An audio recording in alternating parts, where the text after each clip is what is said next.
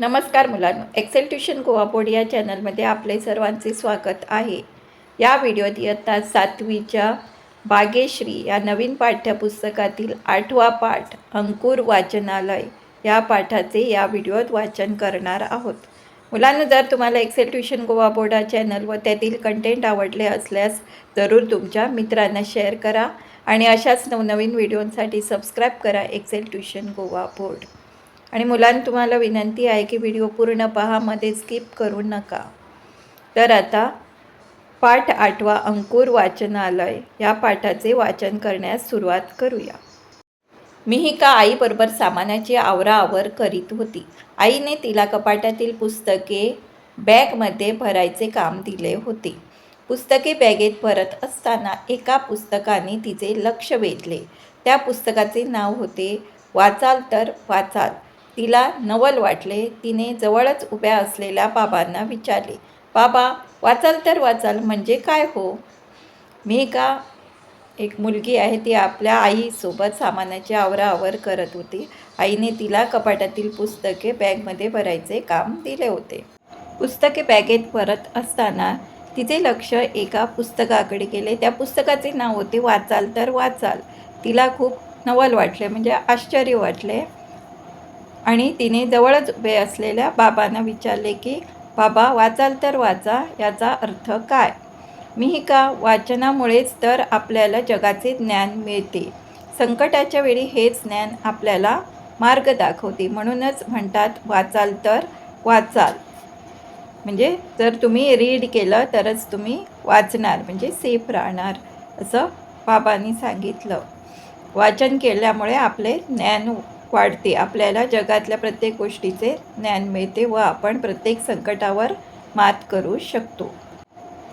मिहिका आणि बाबांचा हा संवाद चालू असतानाच आई खोलीत आली आणि म्हणाली, अगं, अण्णा हजारेंची गोष्ट नाही का तुला माहीत? तुला अण्णा हजारेंची गोष्ट माहीत नाही का, असे आईने विचारले.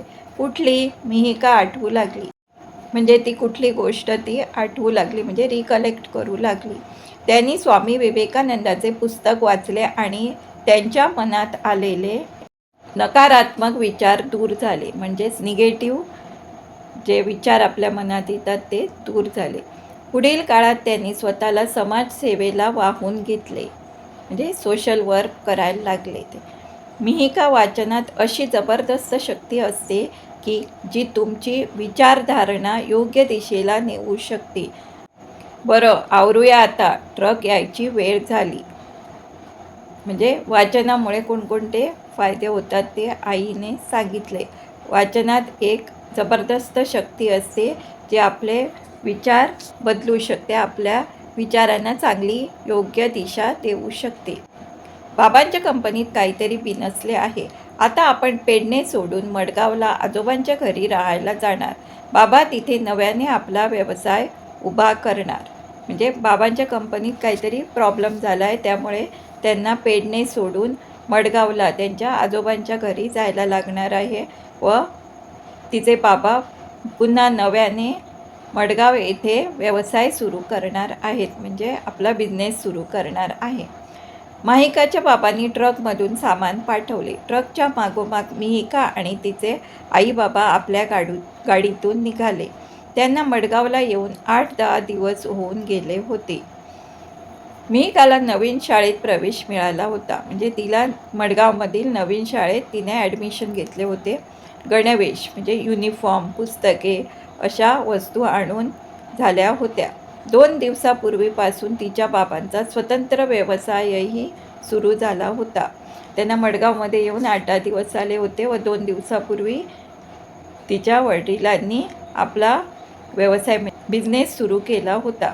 सोमवारपासून शाळा सुरू होणार होत्या, त्यामुळे जमेल तशी सामानाची मांडणी करण्याचे काम सुरू होते. म्हणजे नवीन ठिकाणी गेल्यामुळे सगळे सामान परत व्यवस्थित लावण्याचे काम सुरू होते व सोमवारपासून म्हणजे फ्रॉम मंडे तिची शाळा सुरू होणार होती.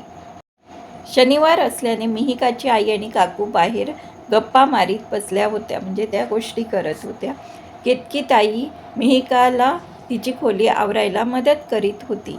केतकी ताईशी चाललेल्या गप्पांच्या नादात मिहिकाने एका बॅगेतील सामान कधी लावून संपवले तिलाही समजले नाही. म्हणजे गप्पा गोष्टी करता करता पटापट सामानही त्यांचे लावून झाले. गप्पा मारत केतकीने मिहिकाची दुसरी बॅग उघडली आणि आश्चर्याने म्हणाली, अरे वा, किती पुस्तके. केतकीने मिहिकाची दुसरी बॅग उघडली व त्यात पुस्तके पाहून ती आश्चर्यचकित झाली. होय ताई, माझ्याकडे खूप पुस्तके आहेत. आई बाबा मला नेहमी वाढदिवसाला पुस्तकच देतात. मिहिका उत्साहाने बोलू लागली. तिला आईवडिलांनी भरपूर पुस्तके आणून दिली होती. तिच्या वाढदिवसाला पण ते पुस्तकच भेट म्हणून तिला द्यायचे. माझ्या वयाच्या अंकावरून पुस्तकांची संख्या वाढत जाते. दिवाळीतही आम्ही पुस्तकच घेतो. माझे आई बाबा पण रात्री 1 तास वाचल्याशिवाय झोपत नाही. तिच्या आईवडिलांना पण वाचनाची आवड आहे. ते रात्री झोपण्यापूर्वी 1 तास 1 आवर रीडिंग करतात, वाचन करतात. मला तर रोज रात्री झोपताना एक गोष्ट वाचल्याशिवाय चैनच पडत नाही. तिला पण गोष्ट वाचल्याशिवाय रात्री झोप येत नाही. केतकी ताई, आता हीच बघ ना, यातली सर्वच पुस्तके माझी वाचून झाली आहे. अलीकडेच आईने घराजवळ असलेल्या वाचनालयात आपल्या सोबतच माझेही नाव घातले आहे. म्हणजे लायब्ररीमध्ये आईने स्वतःचे नाव नोंदवले. त्याचप्रमाणे मिहिकाचेही नाव तिथे लायब्ररीत नोंदवलेले आहे. मिहिकाने उठून पुस्तकांच्या गड्ड्यातील एक डायरी केतकीच्या हातात दिली आणि म्हणाली, ही बघ माझी डायरी. यात ना मी वाचलेल्या पुस्तकांची नावे आणि थोडी माहिती पण लिहिली आहे. तिने आपली डायरी केतकी ताईला दाखवली व त्यात लिहिलेल्या पुस्तकांची नावे व त्याबद्दल थोडी माहिती लिहिली आहे तेही तिला दाखवले. मिहिका आपल्या बॅगमधून पुस्तके बाहेर काढू लागली. हा म्हणता खोलीत पुस्तकांचा ढीग उभा राहिला. म्हणजे खूप पुस्तके खोलीत होती, त्यामुळे त्यांचा ढीग तयार झाला. Piles of books. मुलांना, जर तुम्हाला एक्सेल ट्युशन गोवा बोर्ड हा चॅनल व त्यातील कंटेंट आवडले असल्यास जरूर तुमच्या मित्रांना शेअर करा आणि अशाच नवनवीन व्हिडिओंसाठी सबस्क्राईब करा एक्सेल ट्युशन गोवा बोर्ड. आणि मुलांना, तुम्हाला विनंती आहे की व्हिडिओ पूर्ण पहा, मध्ये स्किप करू नका, कारण यात इम्पॉर्टंट टिप्स दिलेले आहेत, ते मिस करू नका. आता पुढील पाठ वाचनास सुरुवात करूया. ही बघ आईबाबांची कादंबऱ्या, कथासंग्रह, विनोदी पुस्तके, माझी गोष्टी, पुराणकथा, इसापनीती, सुभाषितांची पुस्तके, कोडी, आवडती चिकूपिकू मालिका आणि चित्रकलेची पुस्तके. तिने वेगवेगळे पुस्तकं दाखवली. आईबाबांच्या कादंबऱ्या म्हणजे नॉवेल्स, कथासंग्रह म्हणजे गोष्टीचे पुस्तकं, नंतर कॉमेडी पुस्तकं, विनोदी पुस्तकं, पुराणकथा, मायथॉलॉजिकल स्टोरीज, इसापनीती, नंतर सुभाषितांची पुस्तके, तसे पझल्स असलेली पुस्तके, चिकूपिकूची मालिका व चित्रकलेची म्हणजे ड्रॉइंग बुक्स. मिहिका बॅगमधून काढलेली पुस्तके जमिनीवर ठेवीत म्हणाली. मिहिका पुस्तके काढीत होती आणि केतकी खोलीत जोराने एरझाऱ्या घालत होती. मिहिका आपली बॅगमधून काढलेली पुस्तके जमिनीवर ठेवत होती आणि बॅगमधून पुस्तके काढीत होती, तर केतकी खोलीत एरझारा घालत होती, म्हणजे जोराजोराने फिरत होती. ही अशी काय करते म्हणून मिहिका आणि राहुल दोघेही आश्चर्याने तिच्याकडे पाहत राहिले. त्यांचे असे हे पाहणे लक्षात आल्यावर केतकीने खुर्ची ओढून घेऊन त्यावर बसत राहुल मिहिकाला जवळ बोलावले आणि आपली योजना सांगू लागली. ती ऐकताना मिहिका आणि राहुलचे डोळे विस्फारले. राहुलने तर तिच्या पाठीवर थाप देत म्हटले, शाबास ताई. एवढी सगळी पुस्तकं पाहून तिला एक आयडिया आली. तिने योजना आपली राहुल व मिहिकाला सांगितली. त्याबरोबर त्यांनाही ती आवडली व राहुलने तिच्या पाठीवर थाप देत तिला शाबासकी दिली. केतकीला शाबासकी दिली, शाबास ताई. दुपारी जेवणे झाल्यानंतर राहुलने त्यांच्या खोलीतून वापरात नसलेले जुने कपाट ढकलत व्हरांड्यात आणले. म्हणजे जुने कबड, ओल्ड कबड त्याने ढकलत पुश करत ते व्हरांड्यात म्हणजे गॅलरीत आणले. त्यावरील धूळ झटकली. केतकीने ओल्या कपड्याने ते कपाट स्वच्छ करून खोलीत नेऊन भिंतीला चिकटवून ठेवले. म्हणजे भिंतीलगत ते कपाट ठेवण्यात आले. केतकीने रंग ब्रश बाहेर काढले आणि कपाटाच्या वरच्या पट्टीवर सुंदर काळ्या अक्षरात लिहिले, अंकुर वाचनालय. त्यांनी कपाट स्वच्छ केले व कपाटावर सुंदर काळ्या अक्षरात लिहिलं की अंकुर वाचनालय. सुंदर अक्षरातील ते शब्द पाहताच मिहिकाच्या चेहऱ्यावर एकदम आनंद झळकला.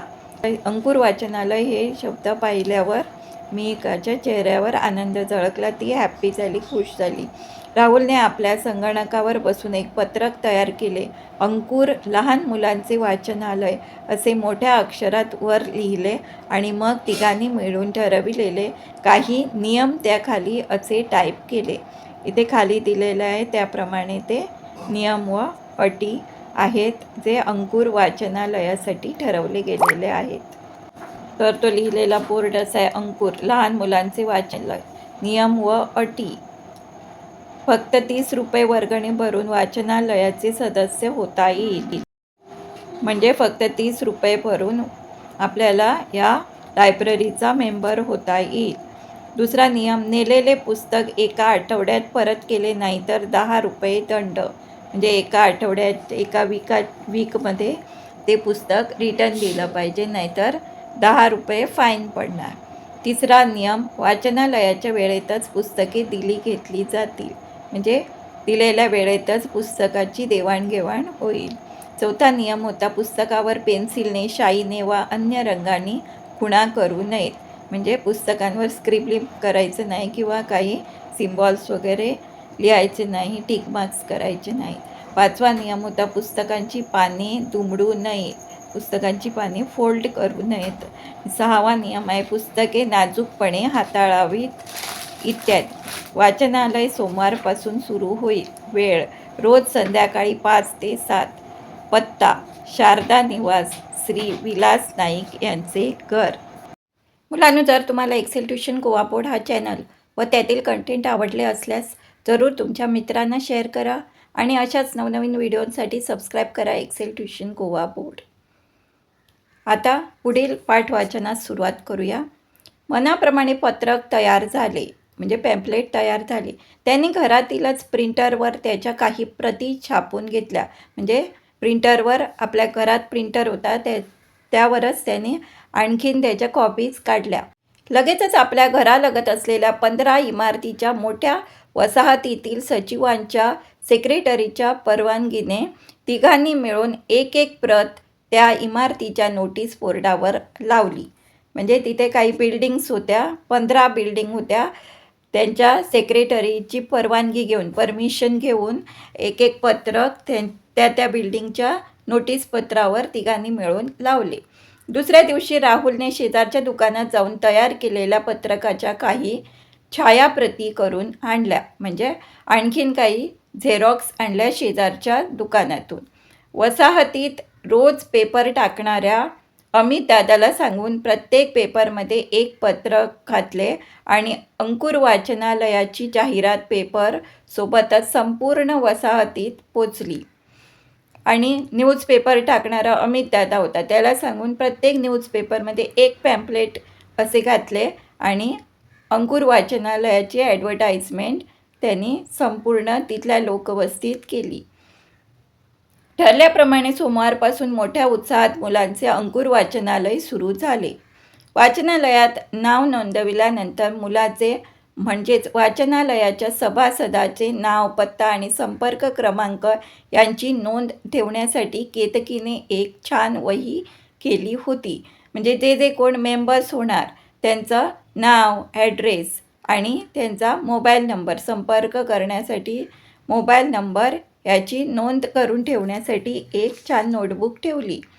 मिहिका प्रत्येक सभासदाने नेलेल्या पुस्तकाची नोंद दुसऱ्या एका वहीत ठेवू लागली. म्हणजे जे लायब्ररीतलं बुक घेतलं त्याची नोंद दुसऱ्या वहीत ठेवू लागली मिहिका. ही नोंद प्रत्येक आठवड्याला ठेवावी लागत असे. म्हणजे एव्हरी वीक ते ही नोंद ठेवत असे. एखाद्या सभासदाने म्हणजे मेंबरने नेलेले पुस्तक नियमानुसार ॲज पर रूल आठवड्याने परत केले नाही तर त्या सभासदाचे नाव पुढच्या आठवड्यात पुन्हा लिहावे लागेल. म्हणजे कोणी रिटर्न केलं नाही बुक तर त्याचं नाव दुसऱ्या आठवड्यातील पानावर परत लिहावं लागत असे. या कामात मिहिकाला काही अडले तर राहुल तिला मदत करीत असे. काही डिफिकल्टी आली तर राहुल तिला मदत करत असे. सर्वांनी मिळून आपल्याकडील पुस्तकांची यादी वाचनालयाच्या सभासदांची नोंदणी होण्यापूर्वीच केली होती. त्यामुळे कोणतेही पुस्तक गहाळ होण्याचा प्रश्नच नव्हता. म्हणजे अगोदरच त्यांनी पुस्तकांची यादी करून ठेवली होती. त्यामुळे कोणतेही पुस्तक हरवण्याचा प्रश्नच नव्हता. हरवले जाऊ शकत नव्हते. अंकुर वाचनालय सुरू होऊन 1 महिना संपला. आता 1 महिना झाला अंकुर वाचनालय सुरू होऊन. पहिल्याच महिन्यात त्यांच्याकडे एकूण 17 सभासद झाले. पुढच्या महिन्यातही या सर्व सभासदांनी पुन्हा वर्गणी तर भरलीच, पण सोबतच आणखी काही सभासदांची नोंदणी झाली. म्हणजे अगोदरच्या 17 सभासदांनी म्हणजे मेंबर्सनी आपली फी भरली, पण त्याचबरोबर अजून आणखीन मेंबर्सचीही तिथे नोंद झाली. घरात आई बाबा काका काकू महिनाभर मुलांचे हे काम पाहत होते. मुलांचा एक खेळ म्हणूनच त्यांनी या कामाकडे पाहिले होते. त्यांना वाटले मुलांचा हा एक खेळ आहे, अशाच दृष्टीने ते त्यांच्याकडे पाहत होते. महिन्याच्या शेवटी जेव्हा या कामाचा अहवाल मुलांनी लिहून मोठ्यांना दाखवला तेव्हा या चौघांनीही मुलांचे खूप कौतुक केले. महिन्याच्या शेवटी जेव्हा या चौघांनाही मुलांनी दाखवले की आपण महिनाभर काय काय केले, त्याबरोबर चौघांनीही मुलांचे कौतुक केले. आई बाबा काका व काकू यांनी मुलांचे कौतुक केले. आता तुमच्या या कामाबद्दल तुम्हाला काय बक्षीस हवे असे विचारले. मुलांना विचारले या तुमच्या चांगल्या कामाबद्दल तुम्हाला काय बक्षीस हवे. विलास काकांनी हसत विचारले. मिहिकाने लगेच काही नको म्हणून नकारार्थी मान हलवली. मिहिकाने आपल्याला काही नको असे मान हलवून सांगितले. मिहिकाच्या बाबांचा गेल्या 1 महिन्यात कामात हळूहळू चांगला जम बसू लागला होता. म्हणजे त्यांचा बिझनेस आता हळूहळू चांगला चालत होता. त्यामुळेच आज घरी येताना त्यांनी मुलांसाठी म्हणून 5 नवी पुस्तकेही आणली होती.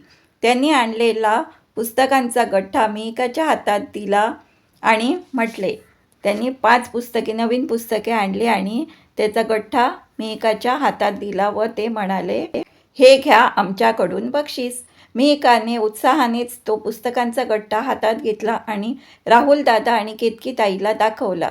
तिघांनी मिळून तो गठ्ठा सोडवला म्हणजे ओपन केला. राहुलही उत्सुकतेने पुस्तके पाहू लागला. पुस्तके पाहून मिहिका तर एकदम खुश झाली. मिहिका खूपच खुश झाली, आनंदी झाली. कारण मागच्या काही दिवसात तिला बाईंनी सांगितलेली सुधा मूर्तींची थैलीभर गोष्टी आणि 3000 टाके ही पुस्तके वाचायला हवी होती. थैलीभर गोष्टी आणि 3000 टाके ही 2 पुस्तके तिला पाहिजेच होती, वाचायला हवी होती. गठ्ठा उघडताच तिला ती पुस्तके दिसली. राहुलनेही लगेच ना.धो. ताम्हणकरांचे गोट्या पुस्तक उचलले. म्हणजे गोट्या हे पुस्तक ज्याचे लेखक आहेत ना.धो. ताम्हणकर यांचे पुस्तक गोट्याने घेतले. शिल्लक राहिलेली राजीव तांबे यांच्या बालकथा आणि चिकूपिकू ही पुस्तके केतकीने घेतली. शिल्लक राहिलेली 2 पुस्तके चिकूपिकू व बालकथा ही पुस्तके केतकीताईने घेतली. सर्वच मुले पुस्तके पाहून खुश झाली. आता तुमच्या वाचनालयासाठी प्रत्येक महिन्यात आमच्याकडून भेट म्हणून आम्ही तुम्हाला 4 पुस्तकेच देणार असा निश्चय केला आहे, हसत हसत मिहिकाच्या बाबांनी जाहीर केले. आता मिहिकाचे बाबा त्यांना बक्षीस म्हणून दर महिन्याला 4 पुस्तके देणार होते. विलास काका म्हणाले, खरंच तुमचं कौतुक करावं तेवढं कमीच आहे. तुम्ही सर्व मुलांना दाखवून दिलं की पुस्तकांसारखा मित्र नाही. पुस्तक वाचल्याने तुमचे मनोरंजन तर होतेच, पुस्तक आपल्याला एंटरटेन तर करतेच, पण त्याचबरोबर तुमची एकाग्रता म्हणजे कॉन्सन्ट्रेशन, विचारशक्ती म्हणजे विचार करण्याची शक्ती, थिंकिंग पॉवर वाढते. तुमचा शब्दसंग्रह वाढतो म्हणजे तुम्हाला नवीन नवीन शब्दांची ओळख होते, नवनवीन माहिती ज्ञान मिळते, चांगले नवीन नवीन नॉलेज व इन्फॉर्मेशन मिळते. एका ठिकाणी बसून पुस्तक वाचताना त्यातील शब्दांसोबत तुम्ही जगाची सफरही करू शकता.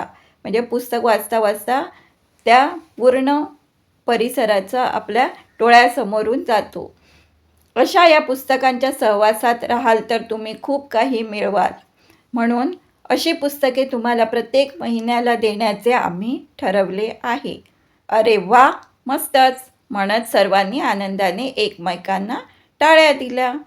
या पाठाचे लेखिका आहेत मुग्धा मणेरीकर. मुलांनो, जर तुम्हाला एक्सेल ट्युशन गोवा बोर्ड हा चॅनल व त्यातील कंटेंट आवडले असल्यास जरूर तुमच्या मित्रांना शेअर करा. व्हिडिओ पूर्ण पाहण्यासाठी धन्यवाद. अशाच नवनवीन एज्युकेशनल शैक्षणिक व्हिडिओंसाठी सबस्क्राईब करा Excel tuition Goa board. Thanks for watching.